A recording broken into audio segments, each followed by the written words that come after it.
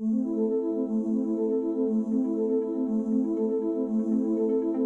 and welcome to 2019. My name's David Svetkowski, and I think one of the most common questions we're being asked at this time of the year as we head into what is going to be a really exciting 2009 is, what do I need to do to get my graduate brand ready and built to go to market? And a lot of this work started last year and back half of 2018 for those organisations that have been doing it for a while. But if you're not if it's your first time doing it, there's still plenty of time to get to market. And we just wanted to cover probably 3 to 4 key fundamentals around what kind of advice we're giving people in terms of taking your brand to market.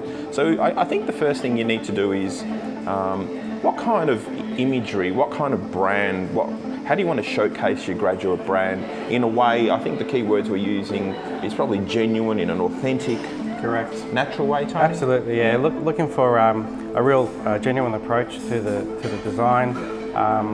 Obviously, the brand values, the core of the brand, staying true to where they've come from and who they are, and adding a bit of fresh content in there and making it a little bit more exciting. Yeah. And this is Tony, our lead designer from Inceptive, and they specialise in graduate campaigns. And I guess pre-Christmas, some of the work that we were doing for some of the clients that came that were new was focused around positioning their graduates in a... Yeah, it was mainly about the hero image, the tagline, I suppose, the entire concept, and getting all that ready, pushing the graphics out, and organising, obviously, through the channels how that's going to go to market. And that's key, is understanding, the core of your campaign and how you can use that visual then to layer it through. We're talking, social media, sourcing channels. Ali, from a sourcing channel perspective, we're making sure we're putting the sourcing data in your application forms. Don't go spending money without being able to measure it. And what are the key sourcing channels you've been using last year and heading into this year? Yeah, so we've seen a massive shift to social media channels. So looking at Facebook and how we can use and leverage Facebook, as well as Grad Connection, Grad Australia, looking at the universities, so how we can best leverage and get face-to-face with them and engage with them more readily. As well as the career website, obviously, on your organisation's page.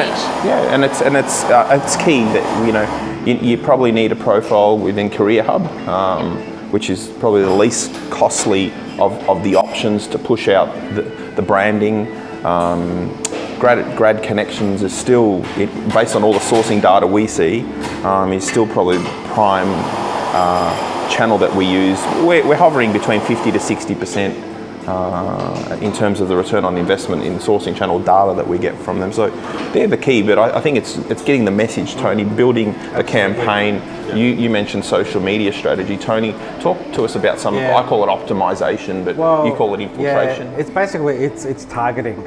So with the way social media is set up these days, obviously a lot of communication can be done in an instant, and we can target the right people at the right time in any which way we want. So it's very direct and very specific, and it works to our advantage. I think in 2009, this might be one of those trendsetters or game shifters that we see every year in the grad industry, and that's the ability to infiltrate via the different social media platforms to a targeted audience. Absolutely. Be it by uni, by the degree type, by the type of the bio data that we and even by time. So as specific as when some of these students are at school thinking about their career, we can target them at that moment, so when it's fresh in their minds. And you're going crazy at the moment with all the creative work that we've got to do, but the key request for us is videos, and we've been amazed. We've got drones flying over racetracks, and we're putting a lot of conceptual work together and storyboarding it all up, and that requires obviously a lot of high-end production. We have videographers putting out the best of the best in technology and coming up with some great videos. And all of this, I mean, we ultimately go into Ali, say, hey Ali, for our clients, you need to build the GVP and the wording. When you're heading into building a Grad Connection profile, what are 2 to 3 key tips that you're finding in terms of representing the company? Yeah, I think it's important, obviously, to keep the expectations real for the graduates or for applicants looking at your program, and making sure it's directed at them. So you're looking at using you as a graduate rather than our graduate program does blah blah blah. So the language. So it's very important to make it direct to the people who are looking at the program. So the stories through the voice of them rather than us self-promoting the companies. Exactly. And we're probably tying in, making sure we've got a lot of detail on the positions that they're applying for, the streams, and most importantly, the development offering. And I've been talking about this for years, that organisations are going out there and saying, come and join our organisation. But don't put anything about the development program. And it's one of the key reasons that a graduate will probably apply for your organisation. So you've been going into a lot of detail. What kind of things have you been doing creatively around showcasing the development program? Yeah, so we're looking at being able to write and describe a narrative of what they will be exploring in their graduate program, as well as bringing a visual and carrying through that branding through their development journey. To be able to explain and detail that in very specific detail and not be very broad in what they're going to experience. Yep. So hero image, hero message, Absolutely. translating into the sourcing channels and making sure you're articulating the story through a graduate's eyes and putting as much real content in there, especially the development program. The key dates around the recruitment process is also very important so that we're open and transparent. Linking in a video clip, and the video clips are not overproduced but very organic in style, and really showcasing the voice of existing graduates. I think so, yeah. Basically, by using them, it becomes a lot more authentic and real, and they can portray the program the best way possible.